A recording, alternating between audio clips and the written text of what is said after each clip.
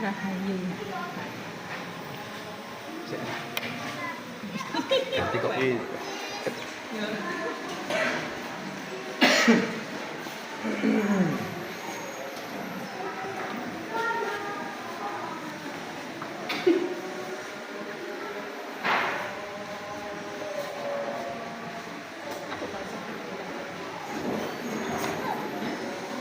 Assalamualaikum warahmatullahi wabarakatuh. Waalaikumsalam warahmatullahi wabarakatuh. Bapak Ibu, perkenankan sebelum saya lanjutkan, boleh saya kasih pantun dulu? Boleh. Pergi ke sungai memancing ikan. Ikan kecil, ikan arwana. Salam sapa saya ucapkan. Assalamualaikum hadirin semua. Bismillahirrahmanirrahim. Alhamdulillahirabbil alamin. Wa bihi nasta'inu ala umuri dunya wad din.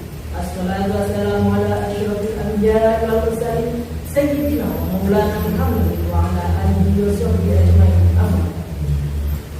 Kepada yang terhormat dan yang sangat saya hormati Bapak dan Ibu guru semua yang berbahagia. Puji syukur kami haturkan kehadiran ilahi Rabbi yang mana pada siang hari ini kita semua bisa berkumpul dalam acara diseminasi budaya positif dalam keadaan sehat walafiat. Salawat serta salam semoga tetap terhaturkan kepada junjungan kita Nabi Muhammad. Allahumma sholli ala sayyidina Muhammad wa ala ali sayyidina Muhammad. Bapak Ibu yang kami hormati, sebelum acara kita mulai terlebih dahulu kita buka dengan bacaan Al-Quran dengan harapan semoga acara kita di sore hari ini berjalan dengan lancar, tiada halangan suatu apapun. Ala hadinya bisyafaati Rasulillah. Al-Fatihah.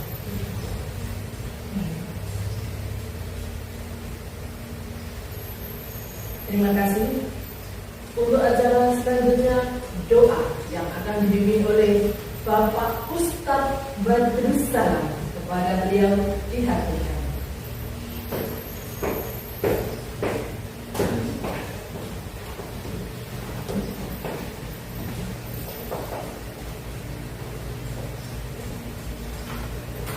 Assalamualaikum warahmatullahi wabarakatuh.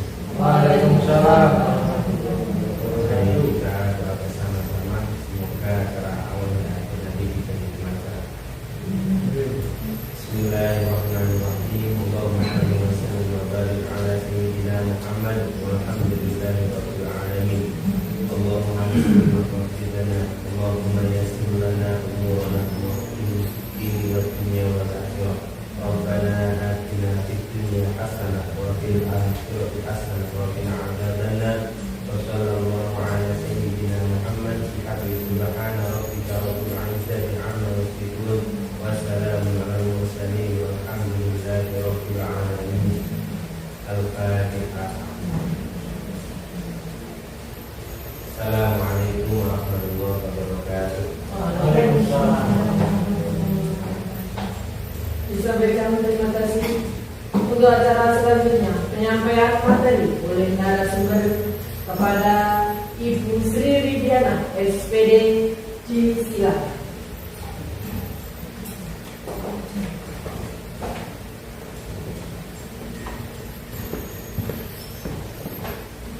Assalamualaikum warahmatullahi wabarakatuh. Waalaikumsalam warahmatullahi wabarakatuh. Kepada yang terhormat Bapak Kepala Sekolah SDN 21 serta yang kami hormati Bapak Ibu Dewan Guru. Sebelumnya saya ingin mengucapkan terima kasih yang sebesar-besarnya atas waktu dan kesempatan yang telah diberikan kepada saya. Untuk mukadimah ikut Ibu moderator, kita langsung ke aksi nyata dari modul 1.4. Tujuan dari diseminasi ini yaitu memenuhi tugas calon guru penggerak angkatan 10 tentang budaya positif modul 1.4. Dengan harapan bahwa penerapan dari budaya positif ini dapat memberikan pemahaman kepada kita semua sehingga kita dapat memberikan pelayanan yang baik kepada peserta didik dan memberikan pengalaman belajar yang bermanfaat bagi anak-anak. Tujuan saya berdiri di sini yaitu bukan untuk menggurui Bapak Ibu, tetapi kita di sini belajar bersama-sama tentang budaya positif. Nah, budaya positif, sebelum kita ke materi budaya positif, saya ingin mengetahui tentang tujuan dari pendidikan. Sebenarnya apa tujuan dari pendidikan kita ini? Mungkin dari Bapak Ibu ada yang ingin berpendapat memberikan usul tentang tujuan pendidikan. Monggo.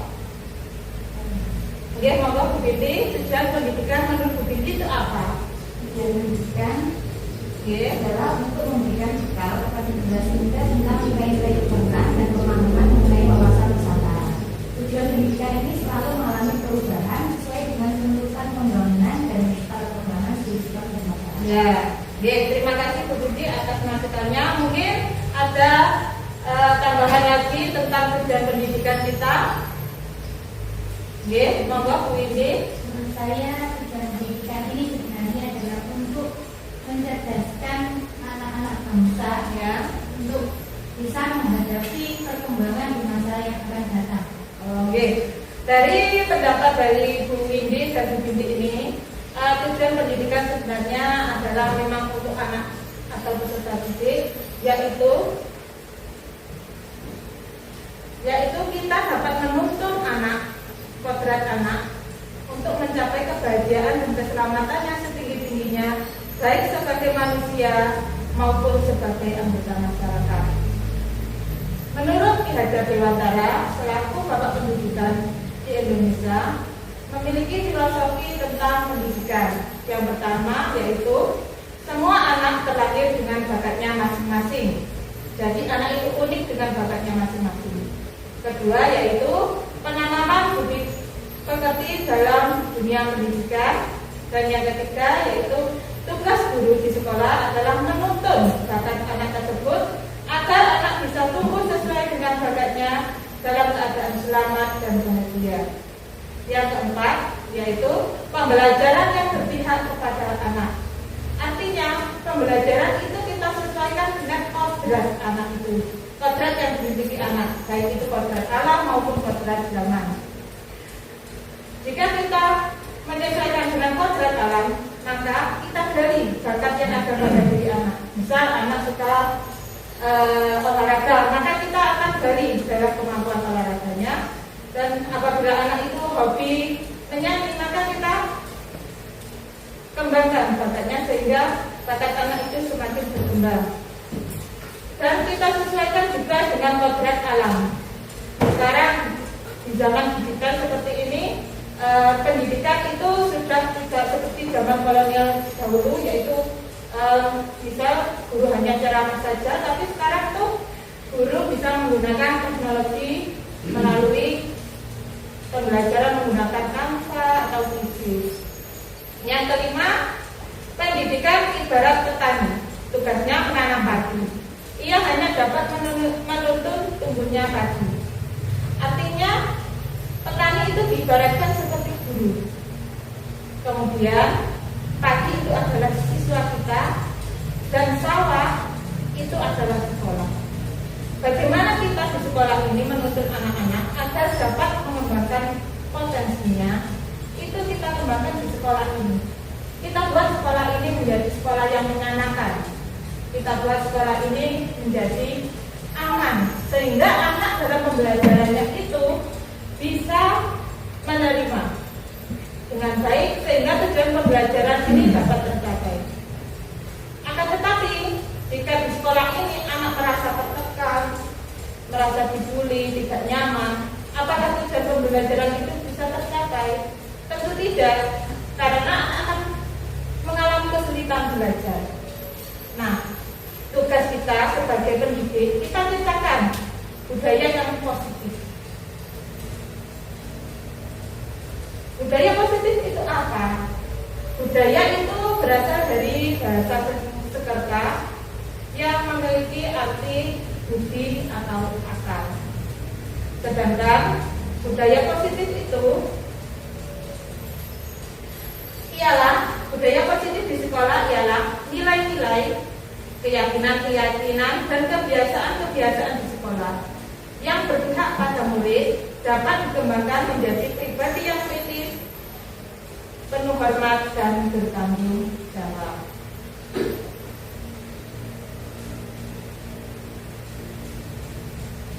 Konsep inti dari budaya positif itu ada 8. Yang pertama ada perubahan paradigma belajar. Kemudian ada disiplin positif, nilai-nilai kebajikan, kebutuhan dasar manusia, motivasi perilaku manusia, posisi kontrol guru, keyakinan kelas, dan segitiga restitusi. Dalam membentuk budaya positif ini perlu adanya suatu pembiasaan-pembiasaan yang dapat kita lakukan setiap hari. Dari pembiasaan-pembiasaan ini, maka akan timbul karakter. Karakter inilah yang mencerminkan sekolah kita. Dan dari karakter ini akan muncul budaya positif. Misalnya saja dari pembiasaan-pembiasaan setiap hari, misalnya melakukan 5S. Dengan 5S ini anak akan menjadi patuh dan lebih disiplin dan menghormati nilai-nilai yang luhur yang ada di masyarakat. Kemudian dari situ, dari kebiasaan-kebiasaan yang anak melakukan 5S, senyum, sapa, salim, sopan santun itu, maka akan terbentuk suatu karakter, yaitu akhlak mulia. Karakter inilah yang jika kita terapkan atau kita kembangkan di sekolah kita, maka akan menjadi suatu budaya yang kita namakan dengan budaya positif. Kemudian pembelajaran dengan paradigma baru merupakan pembelajaran yang dirancang berdasarkan prinsip pembelajaran diferensiasi, sehingga para peserta didik belajar sesuai kebutuhannya berdasarkan tahap perkembangan sesuai dengan teori psikologi modern untuk mewujudkan profil pelajar Pancasila. Mungkin dari Bapak Ibu guru ada yang bisa membantu saya untuk menyebutkan profil pelajar Pancasila. Ada 6 dimensi. Monggo Bu Surya ingin memberikan pendapatnya. Ya, profil pelajar Pancasila yang pertama profil pelajar Pancasila ada kreatif, ya, mandiri, gotong royong, kemudian kebinekaan global, beriman dan bertakwa kepada Tuhan,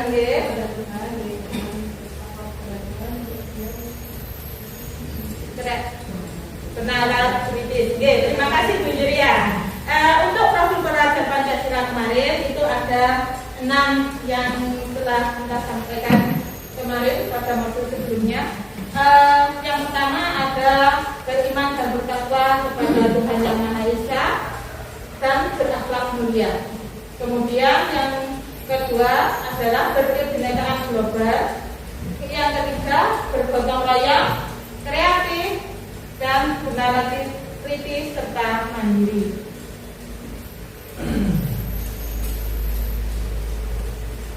Perubahan paradigma budaya positif ini menurut paparan Dr. William Blaser dalam teori kontrol untuk menurunkan beberapa miskonsepsi tentang kontrol. Yang pertama, ilusi guru mengontrol murid. Yang kedua, ilusi bahwa semua penguatan itu positif, efektif, dan bermanfaat. Yang ketiga, ilusi bahwa kritik akan membuat orang merasa bersalah dan dapat menguatkan karakter. Yang keempat, ilusi bahwa orang dewasa memiliki hak untuk memaksa. Nah, untuk memahami lebih jelasnya tentang miskonsepsi tentang teori kontrol, saya ingin meminta bantuan Ibu Guru, misal Bu Wati dan Bu Sus, Nah, di sini Bu Wati menuliskan anggap berharga, misalnya ada nilai kedisiplinan apapun yang jenengan anggap berharga, dengan tulis dalam kertas, nanti jenengan unggah. Nah, tugasnya khusus yaitu ingin memiliki genggaman yang ada di tangannya Bu Wati. Nah, Bu Wati khusus ini merayu, boleh merayu, boleh memukul. Kalau merayu tidak bisa, boleh dipukul, boleh diancam juga, terserah. Sekiranya khusus itu mampu mendapatkan yang dengan inginkan. Nah, Bu Wati ini enggak boleh mempertahankan, boleh memberi. Kalau jenengan beri, monggo, dikasihkan juga monggo, silahkan. Kertasnya jenengan gendam dulu. Khusus boleh merayu, boleh memukul juga boleh, boleh, monggo. Berarti itu apa sih? Apa itu tulisannya? Boleh. Lihat dong. Sedikit aja. Dibuka. Sedikit aja. Terus boleh menjanjikan sesuatu kalau Ini. Nanti kalau bisa dibuka sedikit, kita berikan saja. Enggak boleh. Kita bawa ke rumah makan etis. Gini Miss, nanti kalau pulang tak antar naik sepeda motor. Boleh. Bu, masa saiki sedikit aja nggak boleh. Boleh. Bu, kamu mau beli sih Bu? Apa so ya? Nanti pulang tak cegah loh ya. Masak lo ya. Awas ya. Boleh. Terima kasih. Nah, dari sini dapat kita ambil kesimpulan bahwa mengenai teori kontrol ini, yang pertama tadi adalah ilusi bahwa guru itu mengontrol murid. Tadi gurunya adalah khusus dan muridnya adalah Bu Wati. Ilusi. Tadi Bu Wati itu tidak mau memberikan kertasnya, meskipun tadi sudah dirayu, diancam, bahkan diancam, mau diberikan dijanjikan mau diantar, dinaik, mau diajak jalan-jalan juga nggak mau. Nah, itu sama dengan kita sebagai pendidik. Ketika kita menginginkan sesuatu kepada anak kita, peserta didik kita merayu. Tapi anak itu belum tentu mau, karena dia memiliki kontrol atas dirinya sendiri. Nah, kemudian yang kedua, ilusi bahwa semua perbuatan positif, efektif dan bermanfaat. Tadi khusus memberikan iming-iming yang besar sekali. Sama dengan kita sebagai guru, kadang-kadang iming-iming anak ini bahwa nanti kalau kamu juara 1 nanti kasih ABCD gitu. Anak bersemangat. Nah, tetapi itu tidak berlaku untuk teori kontrol, bahwa anak itu mempunyai nalurinya sendiri. Dia ingin memberikan ataupun menolak, itu tergantung dari anaknya. Kemudian ilusi bahwa kritik dan membuat orang merasa bersalah dapat menguatkan karakter.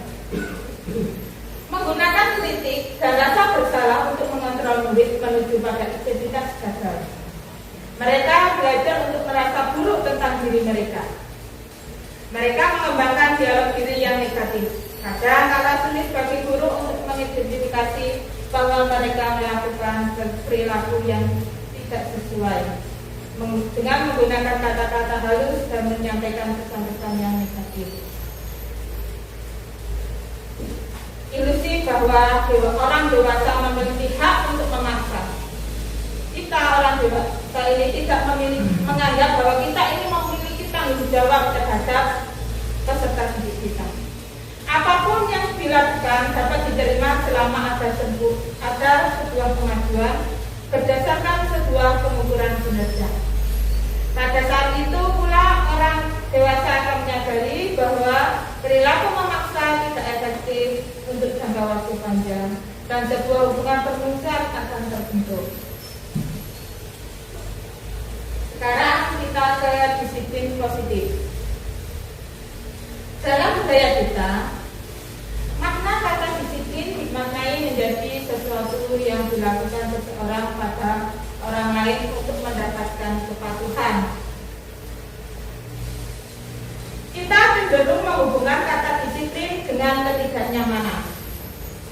Sebagai pendidik, tujuan kita adalah menciptakan siswa yang memiliki disiplin diri sehingga mereka bisa berperilaku dengan mengacu pada nilai-nilai kebajikan universal dan memiliki motivasi baik intrinsik maupun eksternal. Disiplin positif merupakan salah satu cara penerapan disiplin yang bertujuan untuk menumbuhkan kesadaran serta memberdayakan anak untuk melakukan sesuatu tanpa sogokan, ancaman atau hukuman. Apa saja tadi nilai-nilai kebajikan itu? Nilai-nilai kebajikan ini dapat kita gali melalui budaya yang ada di masyarakat kita, yang nantinya akan menjadi budaya luhur, yaitu bisa terdapat pada profil pelajar Pancasila yang tadi sudah kita sebutkan ada 6 dimensi. Nah, itu merupakan nilai-nilai kebajikan. Nah, ada beriman, bertakwa kepada Tuhan Yang Maha Esa dan berakhlak mulia, mandiri, bernalar kritis, berkebinekaan global, bergotong royong, kreatif. Kemudian nilai-nilai kebajikan yang lain yaitu adanya sikap rasa hormat, integritas, mandiri, menghargai, antusias, dan empati.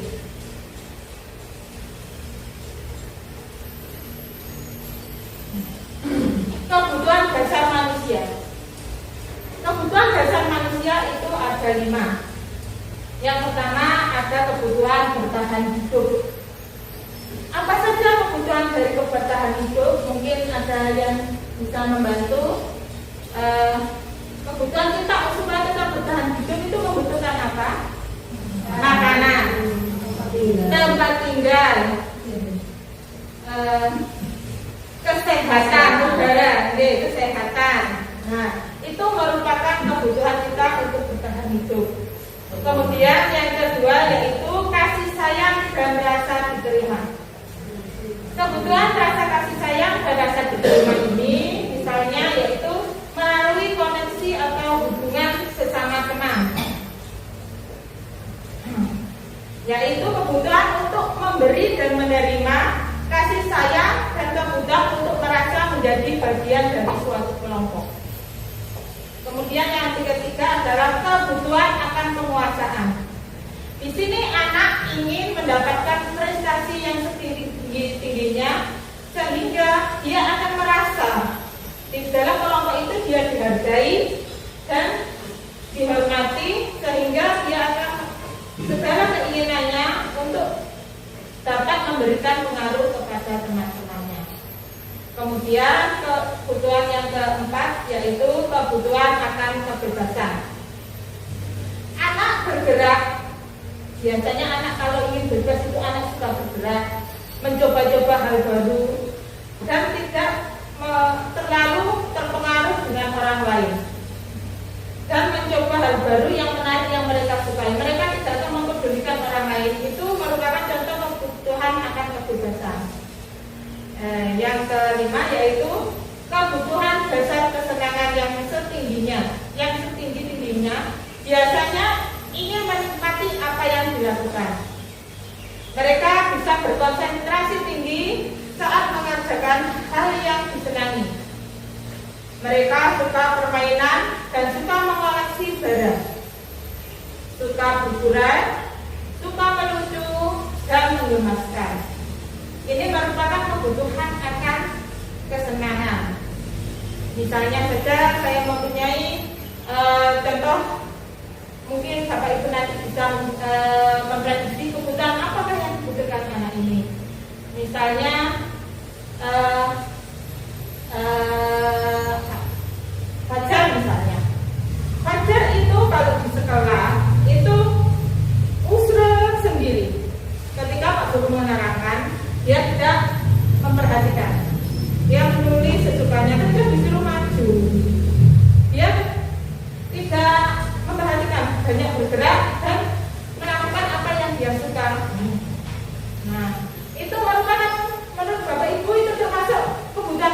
kurang dari diri saja. Kalau dia suka mencoba hal baru dan tidak suka memperhatikan orang lain, itu termasuk kebutuhan apa? Mungkin, monggo, menjadi ya kebutuhan kebebasan. Oke, terima kasih ya. Memang kebutuhan akan kebebasan. Jadi anak itu di dalam kelas dia merasa bosan, jadi dia ingin mencoba hal yang baru. Kemudian yang selanjutnya yaitu tentang motivasi. Motivasi merupakan dorongan yang timbul pada seseorang secara sadar dan tidak sadar untuk melakukan suatu tindakan dengan tujuan tertentu. Motivasi itu ada dua, yaitu motivasi intrinsik, itu yang berasal dalam diri anak itu sendiri. Kemudian ada motivasi eksternal atau ekstrinsik, itu yang berasal dari luar. Nah, apa saja motivasi ekstrinsik itu? Yang pertama yaitu anak melakukan motivasi intrinsik itu kenapa? Yang pertama, menghindari ketidaknyamanan dari hukuman. Kemudian yang kedua, mendapatkan imbalan dan penghargaan dari orang lain. Misalnya saja saat kita melakukan upacara di hari Senin, di situ kita sering menghimbau kepada anak-anak, ayo yang atributnya masih tidak lengkap, bisa ke depan untuk berdiri mengikuti upacara sendiri dengan barisan tersendiri. Di situ anak merasa tertekan, takut. Bagaimana supaya saya tidak berada di barisan sendiri? Bagaimana saya tidak didukung? Jadi anak kemudian beli sapu, beli topi. Nah, ini adalah contoh motivasi ekstrinsik. Karena dari luar anak merasa menghindari ketidaknyamanan dari hukuman. Mereka takut. Itu termasuk motivasi eksternal. Kemudian kadang juga kita memberikan imbalan atau penghargaan kepada anak. Misalnya anak kita minta untuk tidak rame, nanti yang tidak rame dan cepat mengerjakan nanti kita kasih permen. Nah, anak itu akhirnya bersemangat untuk melaksanakan perintah dari Pak Guru atau Bu Guru. Nah, ini merupakan contoh motivasi eksternal. Kemudian yang motivasi internal itu yang seperti apa? Yaitu menghargai nilai-nilai kebajikan diri sendiri. Nilai-nilai kebajikan tadi kembali ke profil belajar dan Pancasila tadi, atau ke kedisiplinan anak yang menciptakan keyakinan pada dirinya sendiri, bahwa misalnya tentang nilai kejujuran, anak berbuat jujur itu karena dia meyakini keyakinannya sendiri. Saya mengatakan kepada anaknya, pada dirinya sendiri, bahwa perbuatan jujur itu baik untuk dirinya, sehingga tanpa dorongan dari orang lain, anak berbuat sendiri. Misalnya waktu ulangan, dia tidak akan mencontek meskipun dia tidak belajar, karena di dalam dirinya sudah tertanam, saya harus jujur dalam kehidupan ini. Itu adalah motivasi intrinsik. Kemudian hukuman, konsep disiplin dengan identitas gagal, yaitu ada hukuman dan penghargaan. Hukuman itu menyakitkan bagi anak yang mendapatkan hukuman.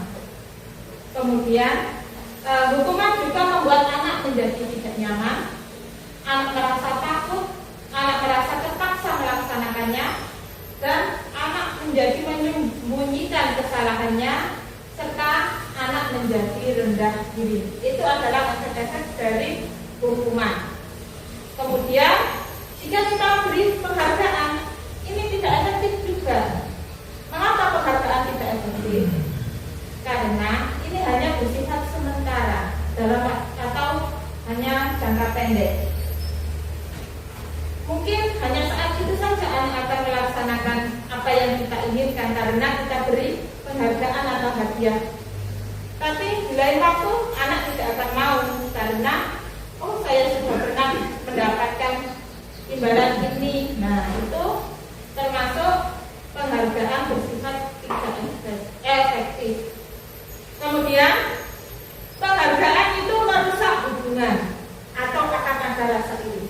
Misalnya di sekolah kita, anak selalu sering kita puji, kita bangga-banggakan, kita berikan penghargaan.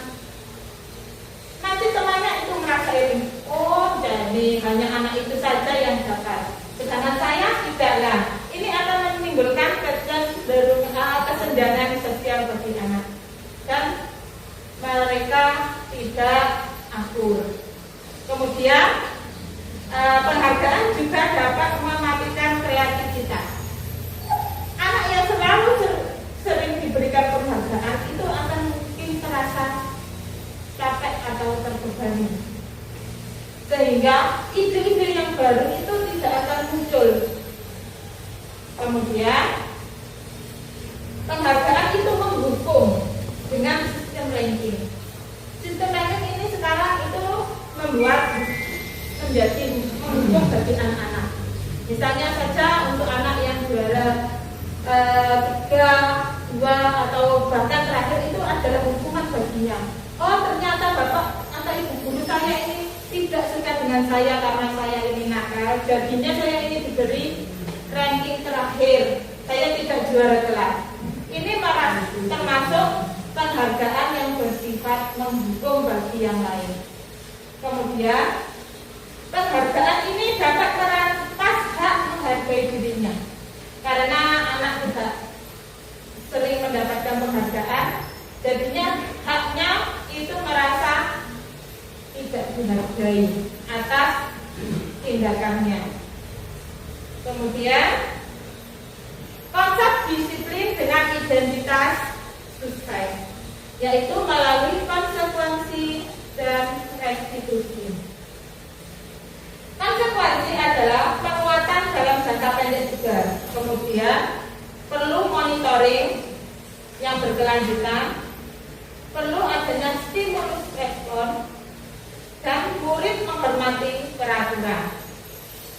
Yang terakhir yaitu kehilangan waktu untuk merenungi kesalahan. Itu adalah konsekuensi. Kemudian restitusi.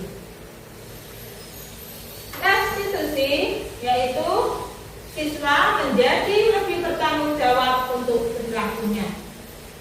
Anak lebih kita fokuskan untuk memecahkan masalah, sehingga ini akan berefek jangka panjang, dan murid menghormati dirinya sendiri dan orang lain. Kemudian anak dapat melaksanakan teori kontrol, yang mana dirinya memegang kontrol atas dirinya. Kemudian yang kelima yaitu murid bersemangat memperbaiki kesalahan yang dibuat.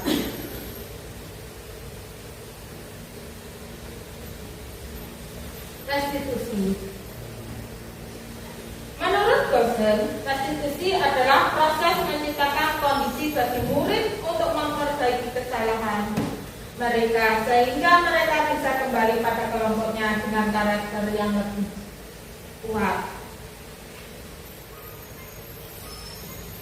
Apa saja ciri-ciri restitusi? Nah, yang pertama itu bukan menebus kesalahan, tapi belajar dari kesalahan. Kesalahan yang dibuat anak ini bukan kita iakan atau kita tolak, tapi kita ajak mencari solusinya atau belajar dari kesalahan. Kemudian yang kedua yaitu memperbaiki hubungan berupa tawaran bukan paksaan. Kemudian menuntut untuk melihat ke dalam diri. Selanjutnya mencari kebutuhan dasar yang mendasari tindakan, fokus pada karakter bukan tindakan, menguatkan dan fokus pada solusi. Itu adalah ciri-ciri dari restitusi. Misalnya saja ada sebuah kasus, yaitu kasus yang sering kita jumpai di sekolah kita atau tidak mengerjakan PR-nya. Jika kita menggunakan hukuman, maka anak diminta untuk berlari mengelilingi lapangan atau membersihkan kamar mandi. Itu merupakan hukuman bagi anak. Hukuman ini bisa bersifat fisik maupun verbal atau kata-kata. Dampaknya apa hukuman bagi anak? Anak akan menjadi pendendam, emosinya semakin tinggi dan agresif. Kemudian konsekuensi yaitu memberikan konsekuensi berupa anak diminta mengerjakan kembali sebanyak 2 kali di waktu anak istirahat.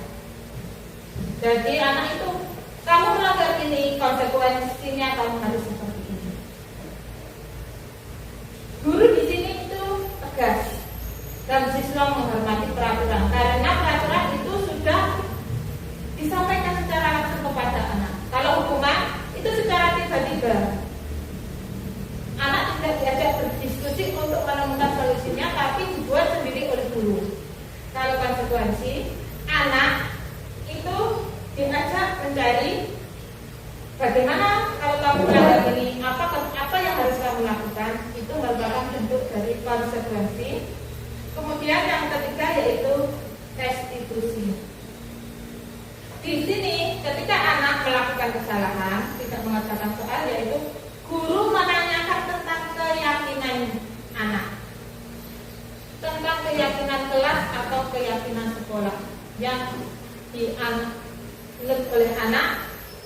Hal ini membantu untuk menemukan solusi atas permasalahan yang dihadapi oleh anak. Guru dalam restitusi ini bersifat terbuka. Kita cari informasi yang ada pada anak. Mengapa anak bisa tidak mengerjakan itu, kita cari informasinya. Kenapa? Baru setelah itu kita validasi tindakannya.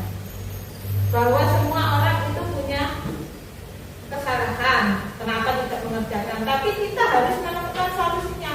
Setelah kamu tidak mengerjakan, bagaimana solusinya untuk kedepannya bagi anak tersebut. Ini merupakan contoh restitusi. Jadi anak diajak untuk mencari solusi dan mempertanggungjawabkan tindakannya. Kemudian 5 posisi kontrol. Di sini posisi kontrol itu ada 5, yaitu ada pemhukum, membuat rasa bersalah, teman, pemantau, dan manajer. Kita di sekolah ini sebagai apa, nanti kita akan lebih tahu. Selama kita berada di sekolah ini, apakah saya ini seperti pemhukum, ataukah membuat anak merasa bersalah, ataukah sebagai teman, ataukah sebagai pemantau, dan atau bahkan sebagai manajer. Mari kita bahas satu persatu. Nah, sebagai penghukum itu nada suaranya tinggi. Ketika anak berbuat salah, kita langsung patuhi aturan yang ada. Kenapa kamu berbuat salah? Salah lagi, awas kalau salah. Itu merupakan contoh dari penghukum. Hasilnya didapatkan apa tadi? Seperti yang dikatakan khusus tadi, anak menjadi pendendam. Egonya semakin tinggi, egois, agresif. Nah, misalnya waktu pelajaran, anak ketinggalan pensilnya, kemudian kita marahi, kita kamu lagi yang berbuat salah. Dia kembali duduk itu pun dalam perasaan masih emosi, masih marah. Kemudian buku disobek, dibuang. Itu rasa emosi anak disampaikan melalui amarnya. Mungkin bahkan nanti kalau anak sudah dewasa, gurunya ikut diancam, dibawakan celore. Nah, ini merupakan akibat buruk dari tipe-tipe penghukum. Kemudian yang kedua adalah tipe kontrol sebagai pembuat rasa bersalah. Ini orangnya biasanya kalau ngomong nadanya lembut, suaranya memelas, halus.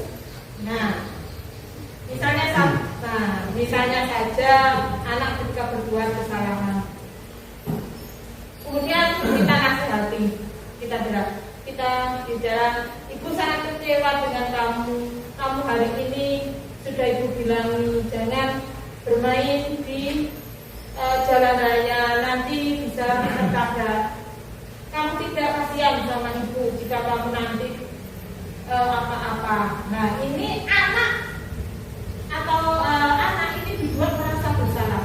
Oh, ternyata kalau saya berbuat seperti ini nanti saya mengecewakan orang tua, mengecewakan guru saya, sehingga anak menjadi tertekan. Akibatnya apa? Ketika dia anak itu marah, itu semakin meletus meluap-luap emosinya. Itu adalah akibat dari membuat rasa bersalah. Kemudian yang ketiga adalah sebagai teman. Posisi kontrol sebagai teman, nada suaranya itu ramah, akrab, bercanda, dan jenaka. Anak itu kita ajak, kita perlakukan sebagai teman, sehingga anak itu nyaman dengan kita. Tapi apakah dengan guru yang lain akan merasa senyaman itu? Belum tentu, karena anak itu tergantung kepada kita. Misalnya saja murid akan merasa senang dan akrab dengan guru yang bersifat teman tadi ya. Murid menjadi tergantung pada guru. Kalau ada masalah, anak tersebut itu menggantungkan solusinya itu tinggal aku dewangi guru. Nah, jadi anak tidak menemukan solusinya. Biasanya itu seperti apa ciri-ciri guru yang memiliki sikap sebagai teman? Misalnya kalau ngobrol, ya sudah, kali ini tidak apa-apa, biar ibu saja yang mengerjakan tugasmu. Kemudian kalau anak melakukan kesalahan lagi, dia juga begitu melakukan menyepelekan membuat anak merasa tidak mempunyai beban, sehingga ya sudah, kali ini tidak apa-apa, nanti bapak bantu sambil senyum-senyum, sehingga anak itu merasa nyaman. Tapi dengan guru lain belum tentu dia akan sesenang itu. Kemudian posisi kontrol yang keempat adalah pemantau. Pemantau sangat mengandalkan perhitungan, catatan, data yang dapat digunakan sebagai bukti atas perilaku seseorang. Posisi ini menggunakan stiker, slip, catatan. Posisi pemantau berawal dari teori stimulus respon yang menunjukkan tanggung jawab guru dalam mengontrol murid. Apa hasilnya terhadap anak jika kita memperlakukan anak kita sebagai pemantau? Anak ini memahami konsekuensinya. Apa yang harus dilakukan karena telah melanggar salah satu peraturan, misalnya peraturan di sekolah, itu anak sudah tahu apa yang harus dilakukan. Murid di sini merasa tidak nyaman karena menjalankan konsekuensinya, dan guru juga harus memantau dari konsekuensi yang telah dibuat. Nah, seperti apa biasanya pemantau ini? Misalnya anak ketika melakukan kesalahan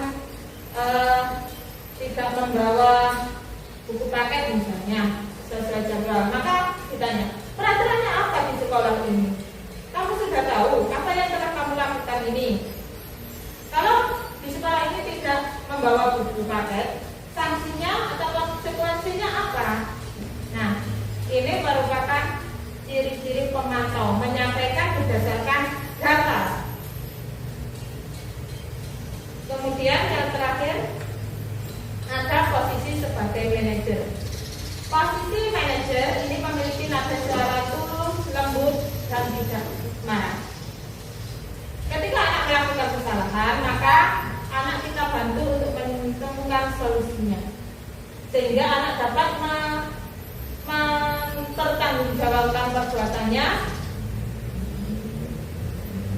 Kemudian bagaimana cara kita memposisikan diri kita sebagai manajer, yaitu ketika anak berbuat salah, kita statuskan dulu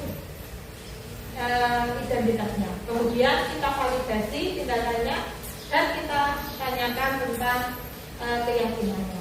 Itu merupakan cara kita menjadi manajer. Dari kelima posisi kontrol itu, posisi manakah yang menurut Bapak Ibu yang paling baik untuk kita terapkan di sekolah ini?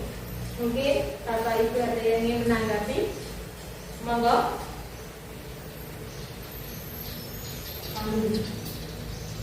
Monggo Pak Fani. Posisi kontrol yang paling bagus adalah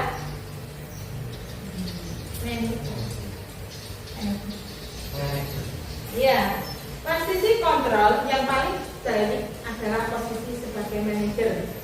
Ketika anak melakukan kesalahan, maka kita buat anak untuk mempertanggungjawabkan kesalahannya tersebut dan kita carikan solusinya. Jangan kita biarkan, tapi kita carikan solusinya dan kita bimbing sehingga anak tidak mengulangi kembali dan muncul motivasi intrinsik.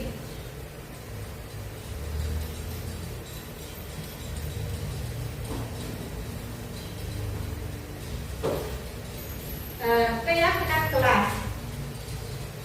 Mengapa keyakinan kelas? Mengapa tidak peraturan? Mengapa adanya keyakinan kelas penting untuk terwujudnya budaya positif?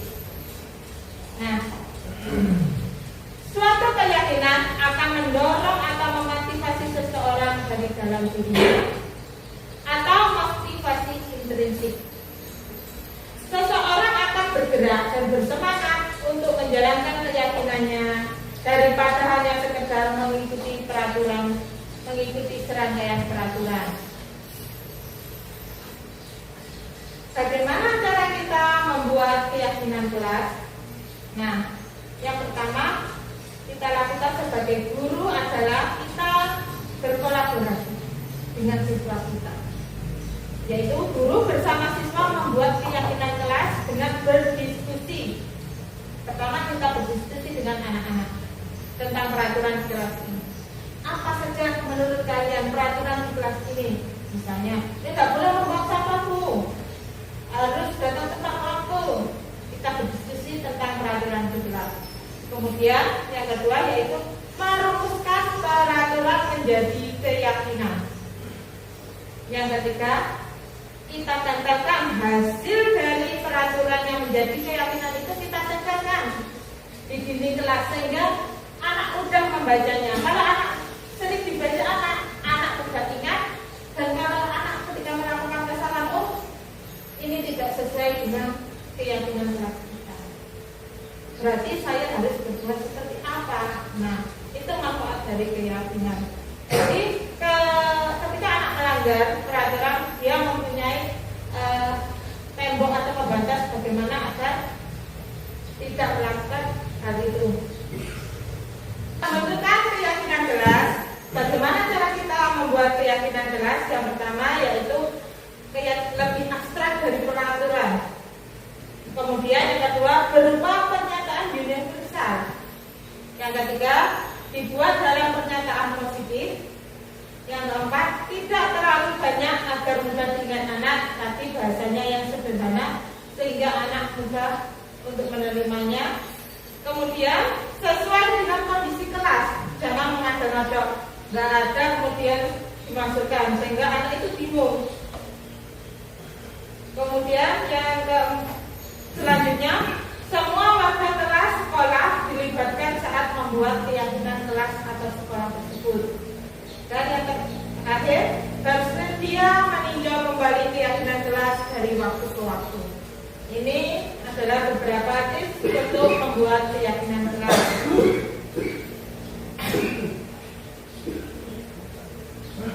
Misal dari keyakinan kelas ini yang dapat kita buat seperti ini contohnya yaitu disiplin waktu. Bahasanya ini sederhana, disiplin waktu. Kemudian belajar dengan antusias, semangat dan percaya diri. Yang ketiga, saling menjaga kebersihan dan keindahan. Yang keempat, saling membantu dan bekerja bersama. Nah, yang selanjutnya selanjutnya yaitu tentang segitiga restitusi.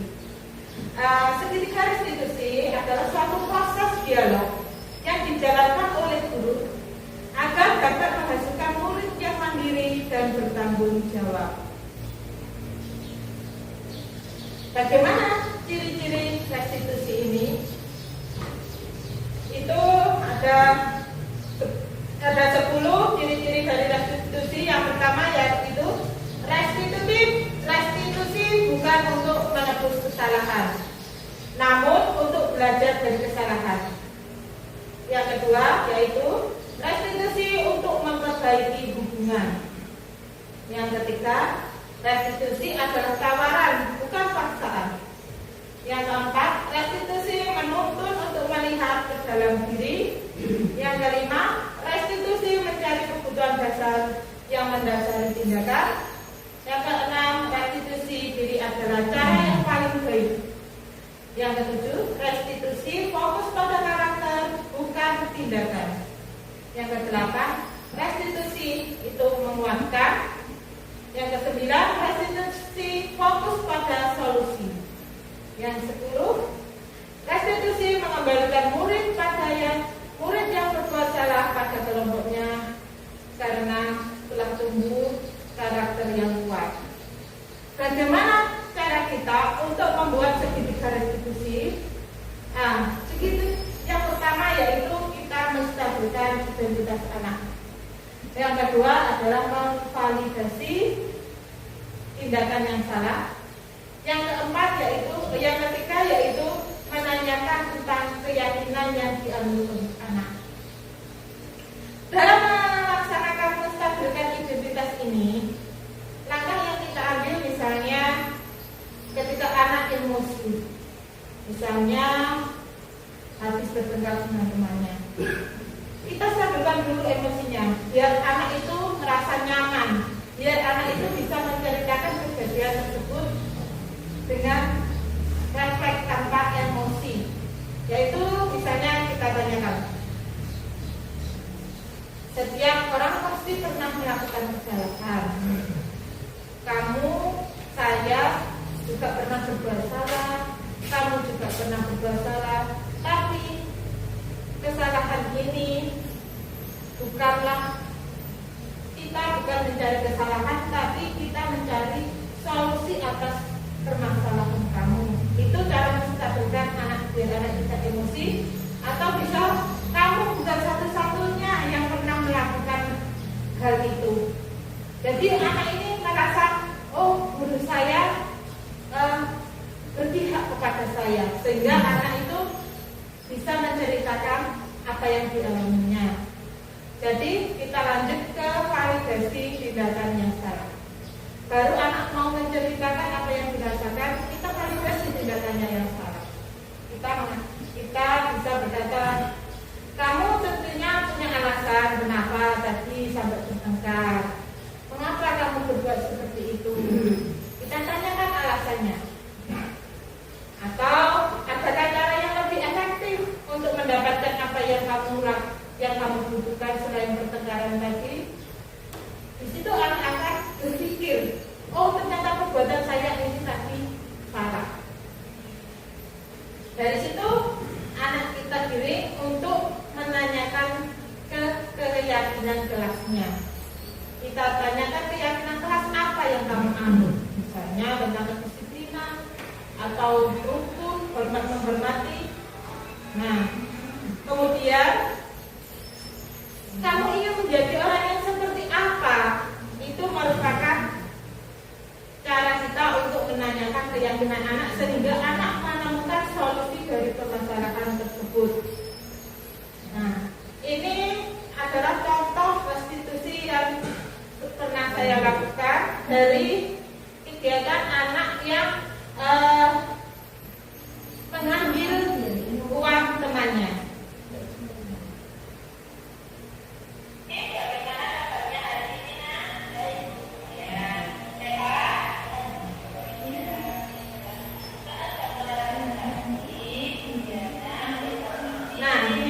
Kita stabilkan dulu identitas anak. Ketika anak merasa marah atau malu, kita stabilkan dulu identitas anak.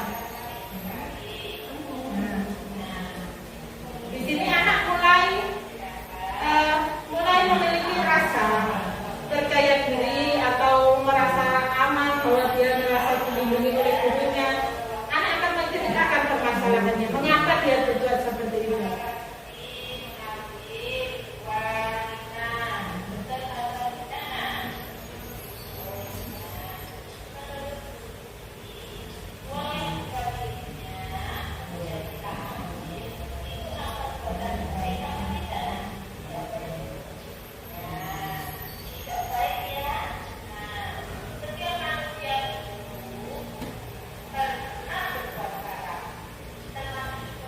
Nah, ini kita validasi tindakannya. Ketika anak mulai menceritakan, kita validasi tindakannya tersebut. Kita beritahu bahwa semua anak itu pernah berbuat salah, tidak hanya anak tersebut.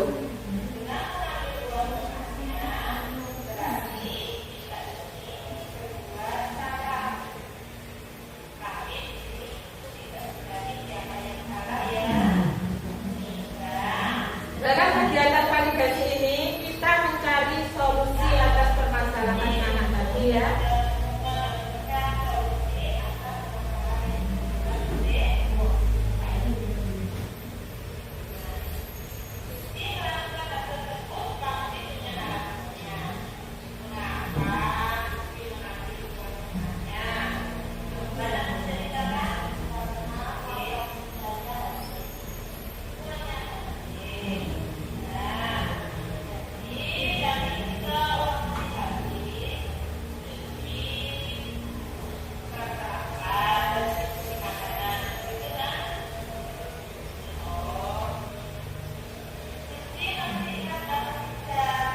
Setelah menceritakan alasannya, kita menanyakan keyakinan.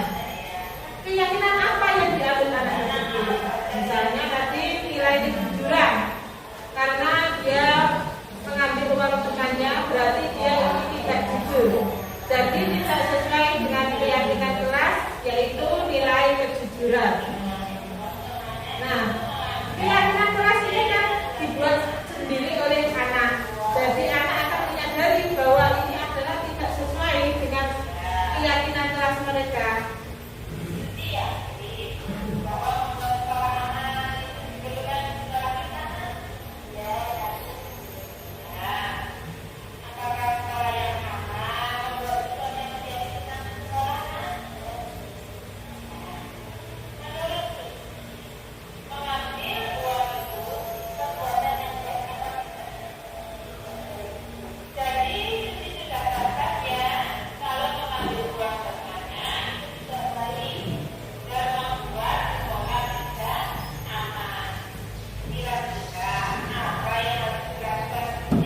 Ketika anak sudah mengetahui keyakinannya, maka anak akan mempertanggungjawabkan perilaku atau kesalahannya. Anak akan berjanji untuk tidak mengulangi kesalahan tersebut dan akan berhenti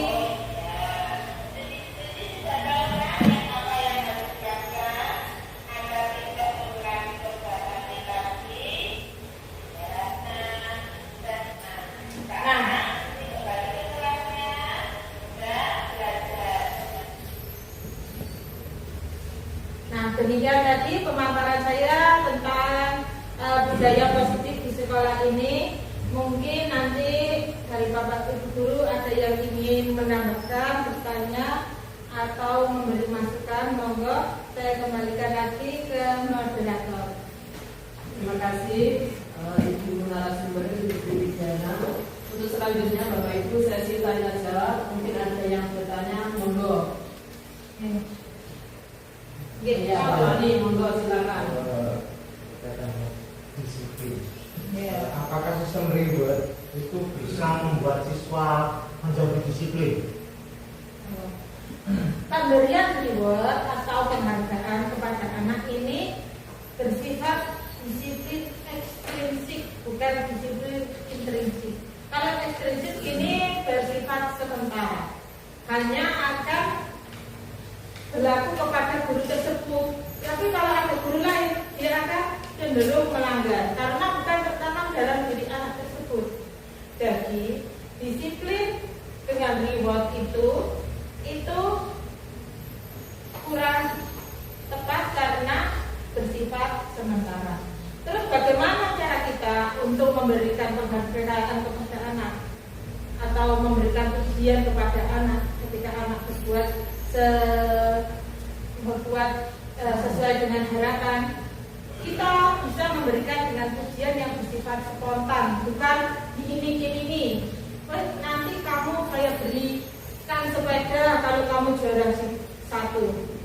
Anak ini akan belajar ketika mau ujian saja, karena dia berusaha saat ujian nanti dia mendapatkan juara 1 karena diiming-imingi hadiah. Tapi kalau dia memiliki motivasi intrinsik, anak akan belajar tanpa harus diperintah. Dia melakukannya atas keyakinan atau keinginannya sendiri. Jadi seperti itu. Jadi kalau kita ingin memberikan reward atau penghargaan kepada anak dalam bentuk pujian yang bersifat spontan. Kemudian ada tambahan lagi.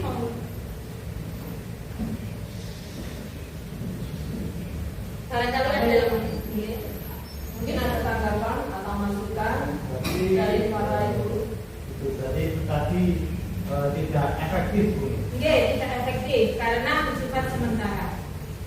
Lebih efektif kan menggunakan pujian secara spontan. Iya, kalau ingin memberikan anak penghargaan, kita berikan pujian secara spontan saja. Bu Windy mau Tanya, ini saya tadi masih bingung dalam tahapan menstabilkan identitas anak. Mohon penjelasan dari Ibu Diana bagaimana cara atau langkah dalam menstabilkan identitas anak. Cara kita dalam menstabilkan identitas anak ketika anak itu sedang marah. Ketika anak sedang marah, maka identitas anak itu menjadi identitas yang gagal. Maksudnya anak itu emosi. Nah, anak melakukan kesalahan maka dari itu kita dalam proses menstabilkan identitas anak itu, kita dengan melakukan pendekatan secara personal, yaitu misalnya kita tanya, berbuat salah itu tidak apa-apa, tidak ada manusia yang sempurna. Kemudian atau bapak ibu tidak tertarik mencari siapa yang salah, tapi bapak ibu ingin mencari solusi atas permasalahan kamu. Dari pertanyaan-pertanyaan ini, identitas anak akan menjadi lebih stabil, dan anak yang tadi marah akan cenderung untuk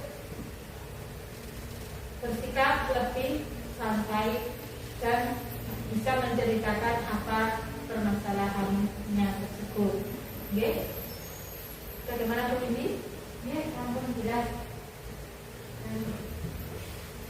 Terima kasih Bapak Ibu atas sesi tanya jawabnya. Mungkin ada tambahan? Ada yang bertanya? Sampun ya. Dan yang terakhir tentang refleksi atas rangkuman dari kegiatan yang disampaikan oleh Ibu narasumber. Bapak Ibu yang kami hormati, selanjutnya yakni refleksi atas rangkuman dari kegiatan apa yang disampaikan oleh Ibu materi atau narasumber tentang diseminasi budaya positif. Monggo silakan untuk yang beri refleksi atas rangkuman pada kegiatan pada hari ini. Silakan. Terima kasih atas kesempatannya, Ibu Moderator. Saya akan menyampaikan refleksi tentang pembelajaran diseminasi budaya positif yang saya dapat hari ini. Tujuan pendidikan adalah menuntun kodrat anak untuk mencapai kebahagiaan dan keselamatan sebagai manusia maupun anggota masyarakat. Yang mana disiplin positif mempunyai tujuan menciptakan siswa yang dimiliki pada diri anak itu sendiri, sehingga mereka berperilaku dengan mengacu pada nilai-nilai kebajikan. Untuk memecah masalah dan pemberian solusi yang paling tepat adalah dengan penggunaan segitiga restitusi, yang mana anak dituntut untuk memecahkan masalah dan memberi solusi serta tanggung jawab untuk masalah yang mereka hadapi, sehingga anak membiasakan untuk mandiri dan bertanggung jawab atas apa yang dia lakukan. Selanjutnya untuk yang terakhir yaitu mengenai penerapan dalam budaya positif dalam lingkungan sekolah yang saat ini masih kita terapkan atau Bapak Ibu terapkan sebenarnya sudah kita lakukan, namun mungkin untuk identifikasi masalah kita belum bisa mengidentifikasi secara pasti masalah menstabilkan identitas, permasalahan dan keyakinan kelas. Terima kasih, itu yang bisa saya sampaikan. Selanjutnya saya kembalikan ke moderator. Terima kasih. Wassalamualaikum warahmatullahi wabarakatuh. Terima kasih Bapak Irfan tentang refleksi ataragman yang disampaikan sangat luar biasa. Bapak Ibu, apa yang disampaikan oleh Pak Irfan tadi sudah dimengerti semuanya ya? Ya. Terima kasih untuk narasumber Ibu Sri Widiana. Kami sampaikan terima kasih dan cukup ya. Ada pertanyaan atau teman yang lain? Bersama? Terima kasih. Untuk yang terakhir, untuk penutup, sebelum saya tutup ada satu pantun boleh? Boleh. Jalan-jalan ke luar Jawa. Asik. Cakep. Singapura kota nyala. Semoga Masih,